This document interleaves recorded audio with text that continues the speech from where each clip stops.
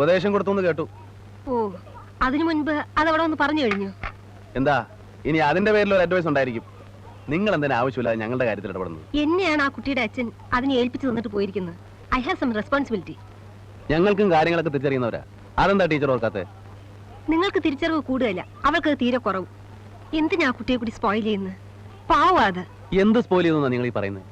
അത് ഞാൻ അവളുടെ വീട്ടുകാരോട് പറഞ്ഞാൽ പോരെ? അത് ഞാൻ പറഞ്ഞോളാം. നിങ്ങൾ പറയുന്നു. ഞാൻ നിങ്ങൾ ഇന്നലെ അല്ലല്ലോ കാണാൻ തുടങ്ങിയത്. കമ്പയിൽ നല്ലൊരു സാരി ചുറ്റി കാണിച്ചാലും അവിടെ ബൈക്ക് നിർത്തുന്ന ആളാണ് നിങ്ങൾ. കുറച്ചുകൂടെ നാച്ചുറൽ ആയിട്ട് പറയാൻ ശ്രമിക്കണ്ടേ എലിയമ്മേ? ലീല പാവമായിരിക്കാം. അവൾക്ക് ഈ സമുദായത്തിന്റെ വിലക്കുകളെ പറ്റി ഒന്നും അറിഞ്ഞുകൂടാ. അവൾ തന്നെ ഞാൻ എവിടെയെല്ലാം തിരക്കി, ഇവിടെ നിൽക്കുകയാണോ?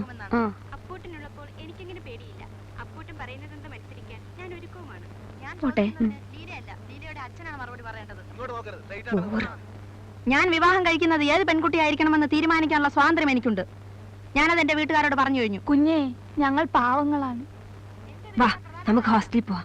ഇത് തീരുമ്പോഴേക്ക് ഇരുട്ടു. ചേച്ചി പൊക്കോളൂ, ഞാനും മൃദുലയും കൂടി വന്നോളാം. എന്ത് കാണാൻ വേണ്ടിട്ടാ താനിവിടെ വായി നോക്കി നിൽക്കുന്നത്? ഇയാളുടെ ഈ വട്ട് കണ്ടില്ലെങ്കിൽ തനിക്കെന്ത് ഉറക്കം വരില്ലേ? ചേച്ചിക്ക് ഇഷ്ടമില്ലെങ്കിൽ ചേച്ചി നിൽക്കണ്ട. ബാക്കിയുള്ളവർ എന്തിനാ വെറുതെ ഡിസ്റ്റർബ് ചെയ്യുന്നത്? ദേ കുട്ടി, തന്നെ അയാളെയും കണക്ട് ചെയ്ത് പിള്ളേർ ഇപ്പൊ തന്നെ അതും ഇതും പറഞ്ഞു തുടങ്ങിയിട്ടുണ്ട്. അതിന്റെ കൂടെ അങ്ങേര് പിറകെ വെറുതെ ചുറ്റിക്കൂടി നിന്നിട്ട് ഇനി അത് വഷളാക്കണ്ട. എന്റെ കാര്യങ്ങൾ ഞാൻ നോക്കിക്കോളാം. Please don't disturb me. തന്റെ കാര്യങ്ങളിൽ എനിക്കും കൂടെ കുറച്ചൊരു കാര്യമുള്ളത് കൊണ്ടാണെന്ന് വെച്ചോ ഞാനിത് പറയുന്നത്. ഇവിടെ അതും ഇതും കേൾപ്പിച്ചിട്ട് വീട്ടിലേക്ക് ചെന്നാൽ കുട്ടിക്ക് ഫ്യൂച്ചറിൽ പ്രശ്നമായിരിക്കില്ല. പണമുണ്ടല്ലോ, ചണ്ടി തിന്നാൻ ഏതെങ്കിലും ഒരുത്തന് കിട്ടുമായിരിക്കും. പക്ഷേ ഞാനും ആ നാട്ടിലേക്ക് തന്നെയാ ചെല്ലേണ്ടത്. എന്നെയും കൂടെ റിഫ്ലക്ട് ചെയ്യുന്ന തരത്തിൽ ബിഹേവ് ചെയ്യുന്നത് കൊണ്ടാ ഞാനത് സമ്മതിക്കില്ല എന്ന് പറഞ്ഞത്. നിങ്ങൾക്ക് എന്താ പ്രോബ്ലം? എനിക്കൊരു പ്രോബ്ലം ഇല്ല. പിന്നെ ഞാൻ വർക്ക് ചെയ്യുന്നിടത്തൊന്ന് ഡിസ്റ്റർബ് ചെയ്യുന്നത്? വർക്ക് കാണുന്നുണ്ട്, നിങ്ങളുടെ വർക്ക്.